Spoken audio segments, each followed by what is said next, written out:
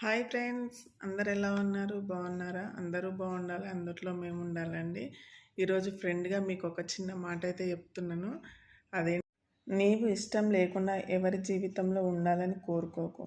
ఎందుకంటే వాళ్ళకి ఇష్టమైన వాళ్ళు ఉన్నంత కాలం నువ్వు ఎంత కేరింగ్ చూపించినా, ఎంత ప్రేమ చూపించినా అది వాళ్ళకి అర్థం కాదు, తలకాయ నొప్పిగా మారుతుంది. కొంచెం కూడా అర్థం చేసుకోరు ఫ్రెండ్స్, గుర్తుపెట్టుకోండి. మనం బాధల్లో ఉన్నప్పుడు బంధాలు భరోసాగా మారాలి, అంతేగాని ఆ బంధాలే మనకు భారంగా మారితే బ్రతుకు భారంగా మారుతుంది.